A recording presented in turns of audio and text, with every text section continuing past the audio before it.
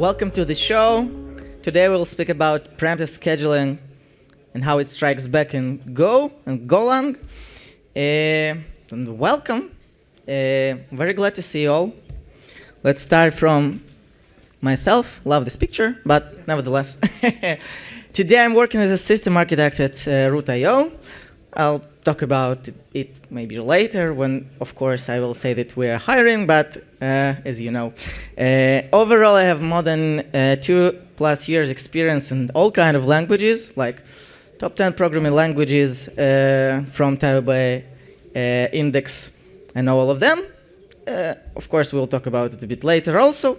And I love language internals. I love to investigate how languages are working internally, how virtual machines work, how they compile, how metaprogramming works, how they do this stuff. And I can now tease you that Go has the most powerful concurrency models from all these top 10 languages. And we'll speak about it during this session. I hope that, of course, 30 minutes is not enough to describe all the internals, how it is working, but I hope that this session will help you to seed some interest about how Go is working internally, and probably I'll be happy if you will get back to your home and read about it, because it is really very cool. So, contents about what we're talking today, a bit about concurrency and its fairness, a bit about different models of concurrency models, like stackful, stackless routines, how Go implements these concurrency models, and of course, how can we hog the CPU, and what should we do to avoid it. Yeah.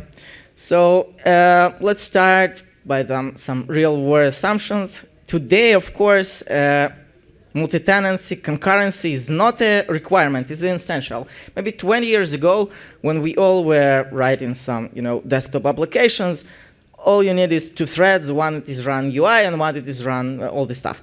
Today, of course, we're writing servers, and when we say server, it means multi-tenant server. It is software as a service that can serve for millions of users at the same time, and of course, we need it to do parallel or concurrent, let's say it better. Users don't like to wait.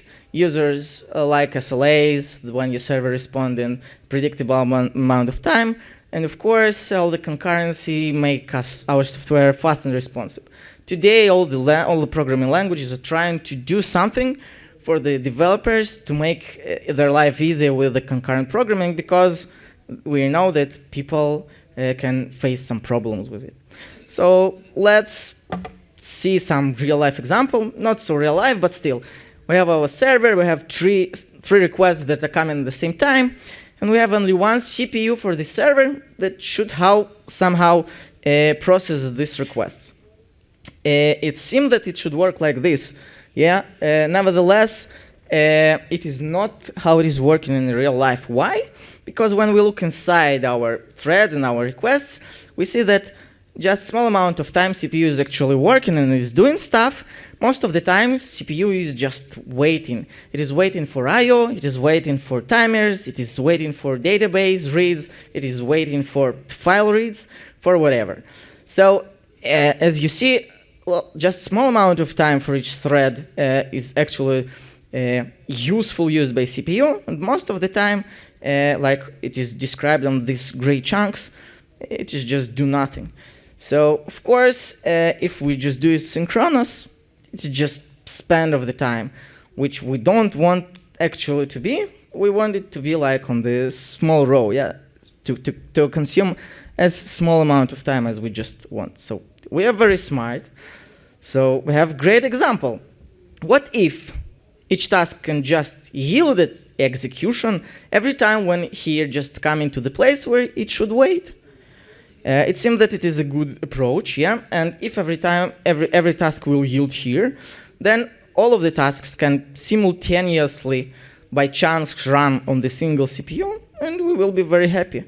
Actually, this assumption have its own buzzword, which is called cooperative concurrency. What is important about cooperative concurrency is that each task by itself, as we saw in this picture, each task by itself know when he should actually give the control back to the CPU, so the CPU can run the next task.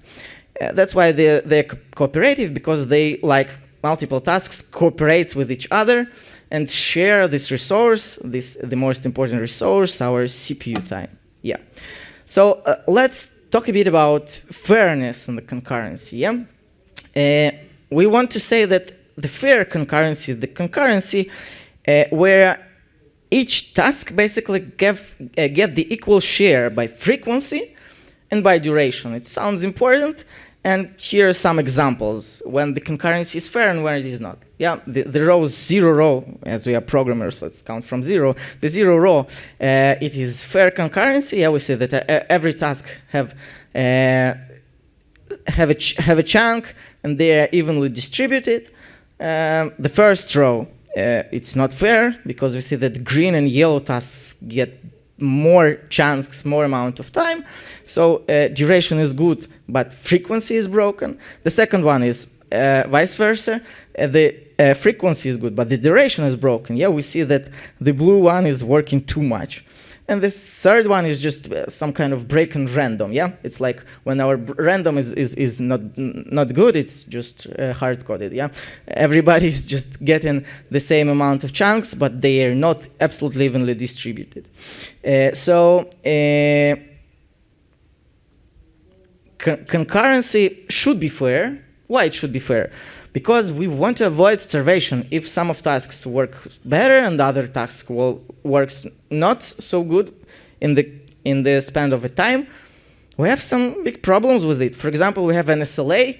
Each our client from our server should get its request response time like 1 second. So if we give for everybody 1 second, we're okay. If we give for 9 of our customers half of a second SLA, and for the 10th customer, like 2 seconds SLA, we're in trouble. That's why we basically need that our concurrencies should be fair. Now, we are coming to another example.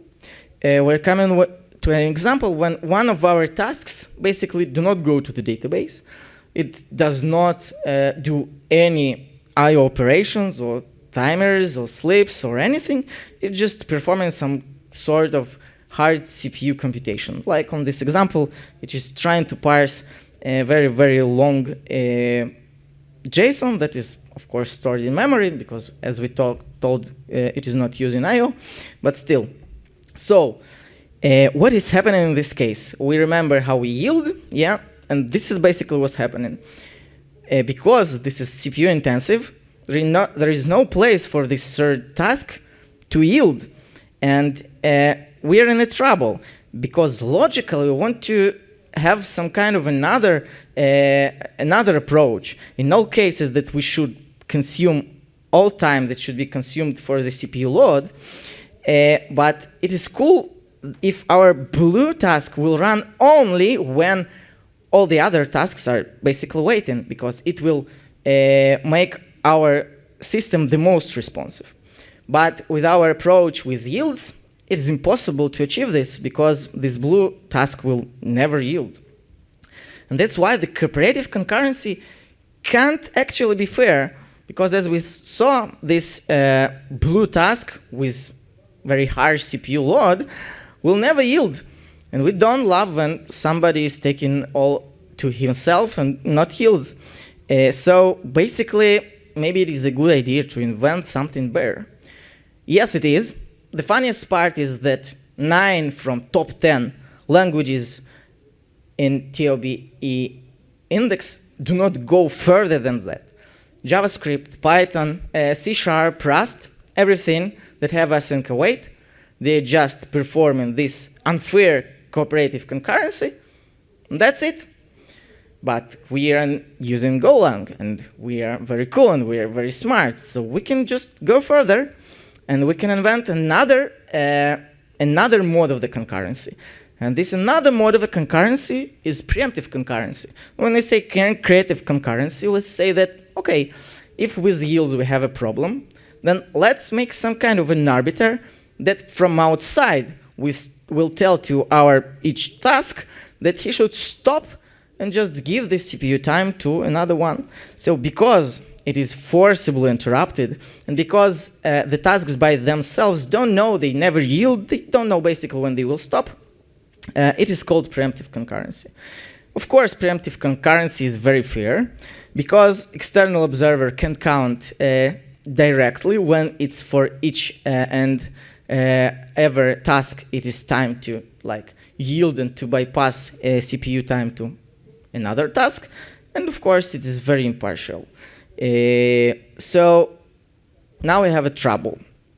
In order to actually stop from the requirement from some outside arbiter, we should have an ability, basically, to step on the random place, because we don't know when this third-party arbiter will ask us to stop. And it can be actually a problem, and it is basically one of the problems why all these Pythons, JavaScripts, etc. don't actually implement this preemptive concurrency and even can't. And the answer lays down in how the actually coroutines are implemented in these languages and in the Go. In this, there are two basic approaches how to implement coroutines or Goroutines or concurrent features, threads, anyway. They can be either stackful or stackless. So what is a stackful and what is a stackless? When I say stackless, it doesn't mean that this routine doesn't have a stack. Basically, let's first talk about what is the call stack. You see an example, yeah, that we are starting our server. It is running from the function main. Then from the function main, we are calling serve function. Inside the serve function, we are running two concurrent, let's call them concurrent clients, two requests. The first one is get request, get from something from database. And another one, it's update something in the database. So two users came at the same time, so they have to be some kind of concurrent parallel. And so as we see, this tree is basically some kind of a representation of a call stack. Call stack is a function call stack. Each function calls another function, then function call another function. Why we need to hold this stack? Because after a function returns, we need to know actually where to go back. And the stack is very good for it because we can just pop from it and we're just getting back from our caller. Now, when I say stackless, it is actually mean that all the coroutines share the same stack. So we have only one call stack for all of our program. Yeah, and the normal flow of the functions cannot be stopped if you have only one single stack. And it means that you cannot stop in a random place. And why it is like this? Actually, yield here is some kind of return. Yeah, until you yield or until you return, you cannot push on this stack something else. Why? Because we have only one stack. So as we see on the example, the first routine starts to execute. It sends the request to the database. Then it yields. It cleans the stack, returns. And only after the stack is cleaned and it is returned, we can actually push on this call stack another coroutine. After it yields, we can go back, check if the request from the database already came for our socket, and continue normal execution. Yeah, but when we say when we say stackful routines, it's some kind of another approach. For stackful runtime, we're creating call stack for each routine separately. So every time we call Go, if we are talking about Go, a new call stack is created. That's why we don't have a one-dimensional structure which holds everything. We have some kind of a tree. Yeah, we have the main function which holds its own stack, main Goroutine which holds its own stack, and each and every Goroutine that we start effectively have its own Goroutines. What it gives us? Absolutely yes. It gives us the possibility to stop basically everywhere, because we should not do nothing. We should not return. We should just preserve the stack. And what does it mean, preserve? is keeping inside the memory. We're just not doing anything with it. And we can just point our CPU, because the CPU have a pointer on which stack it is working on now. We can just point our CPU to another function Goroutine stack, and we'll just continue its executing. Yeah.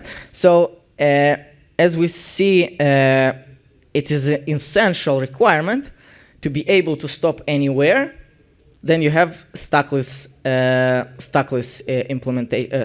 stackful implementation. Actually, operating system threads, of course, each one of them has its own stack, which basically in the same manner allows operating system to switch threads in preemptive manner and just stop them anywhere they need. Now, another question, more simple or more hard: how does runtime talk to us? As we saw, we are sitting inside the thread. CPU is just running one function after another. So how basically we can talk to this thread and tell him that he should stop? And the answer is more or less logical, as we started from the beginning. Somebody should run outside of our thread, monitor it in some way, and somehow talk to it, stop. In Go, it is implemented in some arbitrary system in runtime, which is called sysmon, and it's just basically doing this stuff. When sysmon sees that some of the Goroutines is running too much on the time, it's just telling him, it's too much, you should stop. How it is doing it? Technically, it is implemented with operating system thread interruption. So what is operating system thread interruption? When you're running operating system thread, you can somehow register some callback or some function, which every time that this thread gets some kind of a notification, which is called signal, it will just jump to this handler function, just jump to this callback. Actually, this is how, for example, your Control-C in terminal is implemented. Every time you press Control-C in terminal, some interruption signal is sent to your program. You can capture it, you can handle it, you can do whatever you want with it. So what is Goruntime doing with it? Every time he runs a new thread, he's registering their handler, which is basically trying to receive the signal, which is called SIGARC. And if it gets it, it's just what we've discussed a bit earlier. It's just a switch pointer inside the CPU from one stack of one Goroutine to another stack of another Goroutine. Yep, that's all the magic. Now, the question is, can we actually stop everywhere? And the answer is yes, but, because no. When we are talking about different layers of running, we have operating system layer and we have a runtime layer. Unfortunately, everything that is running on the same layer from the perspective of operating system as our Go runtime, it is some kind of a black box that actually Go cannot enter inside it, and even events are not coming through this. For example, syscalls. For example, cgo functions. If we are running, if we are writing some functions in cgo, actually Go runtime cannot enter inside it, and also system interruptions are not covered and not captured through these running systems. Of course, operations with unsafe pointers, you can do it inside the Go. Not a lot of people are doing it, but still, if you are trying to make some dark unsafe magic with pointers, you can get in trouble. And of course, Go have special annotation, which is called Go no split. Basically, you can use it in order to optimize your execution for some very critical parts of your system. When you don't want that in the middle of your function garbage collection will run or something like this. But it means that inside this Go no split function, actually Goroutine cannot stop. And of course, our concurrency starts to be not so fair. So basically, we've talked a lot about frequency. If you remember, for our fair concurrency. But we didn't talk a lot about duration. And actually, it's not a part of this session. I don't want to talk about it today. It's a separate, very interesting topic. Why it is not so relevant? Because as I talked, Go have preemptive concurrency, while JavaScript, Python, Rust, blah, blah, blah, have only cooperative concurrency. And it is all about the duration and not about frequency.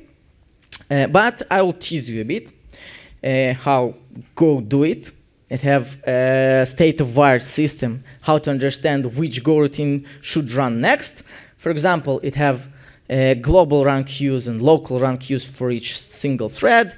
Thread that have no Goroutines inside its queue to run can steal some Goroutines from other thread, for example.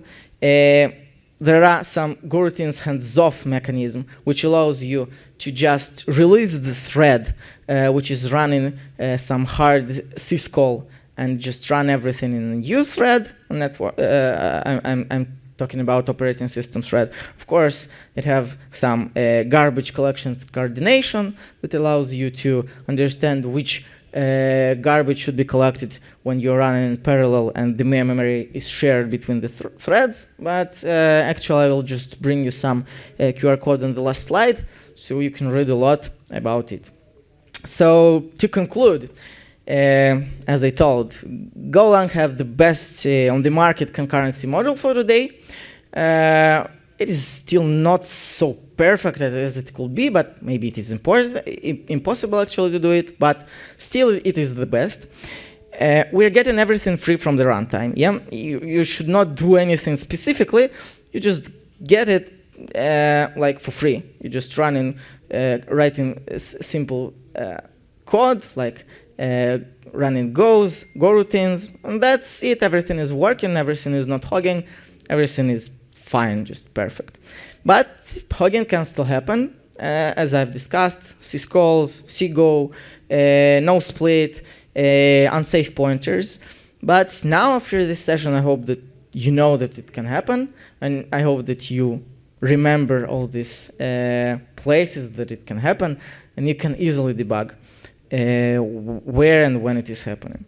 That's it. Thank you very much.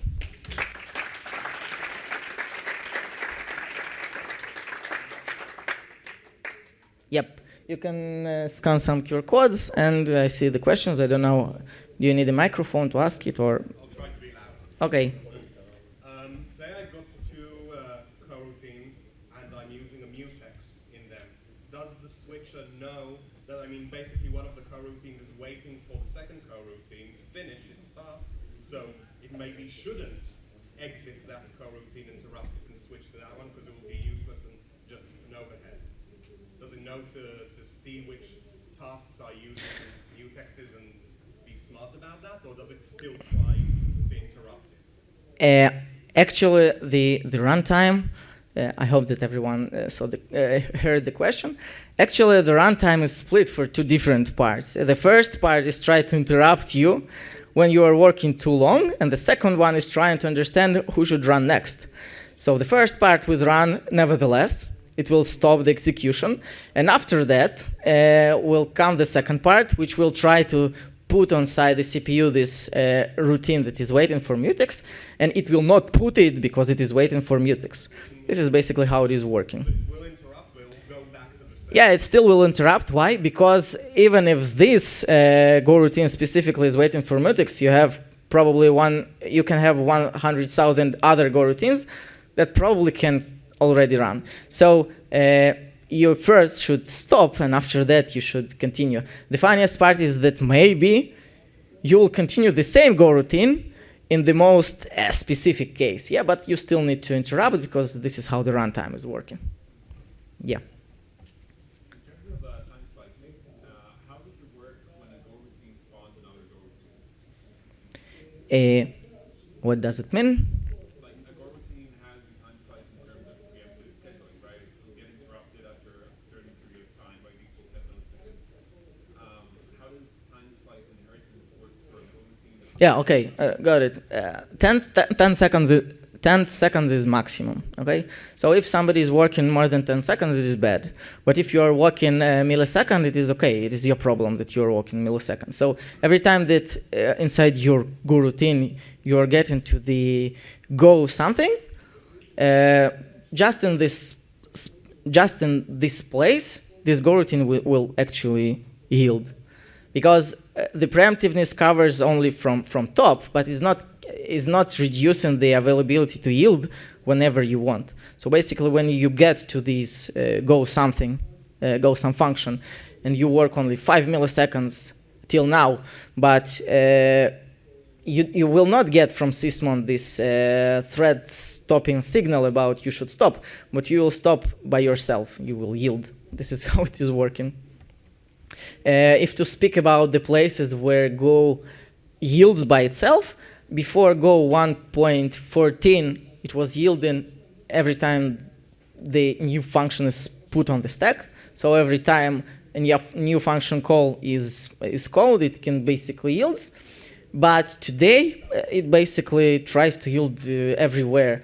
On threads, on new Go routines, on mutexes, on all I/O operations that, of course, are written in Go, because, as I told you, can probably call the syscall directly, like I/O read from the operating system libc, and Go will not know that he should yield there, but still, yeah. And more than that, after Go 1.14, they've introduced the concept of safe places to stop and to yield. And safe places are basically almost every place is safe. Basically, that's it. I hope it is an answer to your question. More questions? Yep. Say you have an operating system thread with several Go instances of queue, and that thread gets interrupted because the instruction time passes. Would the operating system or Go know how to handle the rest of the Go routines that are not yet in the maximum time usage? If I got it right, so it is, so operating system is running an operating system thread where Go runtime runs there some Go routines, and it's just stopped because operating system wants to give to this thread wants to give to another thread some time on the CPU. Will the Go runtime understand it and do something with it? The answer is not so much. Go couldn't understand it and couldn't handle it. But what will happen actually is that if this, as I mentioned a bit, if this, let's imagine two threads that both run in Go routines. Each of them have a local queue of Go routines. And let's say each of them have 3 Go routines to be run on this thread. If one thread is postponed by the operating system, but the other continues to work, it will proceed with the first Go routine, then with second, then with third. And then what happens, it sees that his local queue of Go routines is empty. And what he will do, he will steal Go routines from the queue of that suspended thread and just do it on itself. So actively, Go runtime doesn't know about suspension of the thread. But passively, it automatically will steal these Go routines just because they are not proceeded. Hope it is an answer. Yeah. When there are multiple cores, sysmon, you actually said that sysmon can handle multiple cores because there is one queue of Go routines that share them on all the cores. Sysmon, actually, Go runtime have some concept of processors, and processor is some kind of a system thread on which runtime is running, and the point is that you can basically set that maximum number of processes, Go max procs, is, for example, 1. And it looks like Go should run everything on a single thread. But the funniest part is that these procs do not include sysmon, which means that system monitoring runtime part will in all cases, run in this separate system thread. Even if you have a physical machine with one CPU, it still will run 2 threads, and CPU will switch between them, like in previous example, like in previous question. But sysmon will have only his own single thread, and it allows him to basically observe every other effective thread that Go is using to run Go routines. More questions? Yeah, so I endorse you to scan this QR and to read about how all this GPM or GMP model is working. It is very interesting. And yeah, it's inspiring. Thank you. Thank you.